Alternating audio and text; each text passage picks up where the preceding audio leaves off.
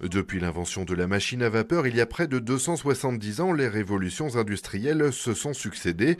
L'électricité au 19e, l'électronique et les technologies de l'information au 20e et désormais la digitalisation, la quatrième innovation majeure pour l'industrie.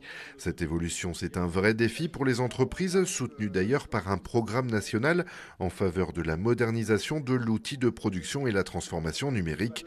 La société Palex intègre justement ces nouvelles technologies. La société Palex, c'est un réseau de distribution en palette, un réseau d'indépendants. Et donc dans le monde du transport et de la distribution des produits, elle s'inscrit dans la digitalisation des documents.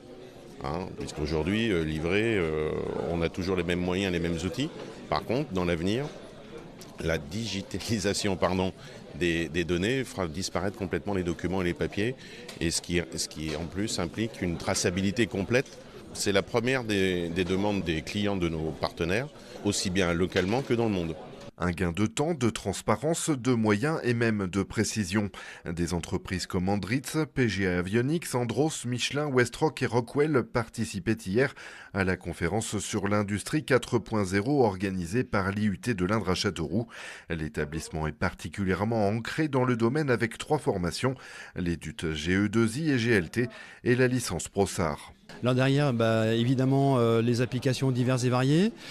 Ça veut dire quoi? Ça veut dire que ce que vous avez dans votre poche, qui s'appelle un smartphone, peut, depuis quelques temps maintenant, contrôler un processus industriel à distance, avec des alarmes, avec des SMS en automatique. On peut aussi, avec des applications logicielles, effectuer ce qui s'appelle du contrôle commande de processus, avec des notions de reporting. Ça veut dire des tableaux, des histogrammes, des chiffres, de la data, pour ensuite, avec des data scientists, alors ça c'est un terme qui vient d'arriver aussi il y a quelques mois de cela, analyser les données et puis regarder les points cruciaux qu'il faut améliorer pour optimiser la fabrication. À l'horizon 2030, entre 70 et 400 milliards d'objets connectés sont déjà prévus sur la planète.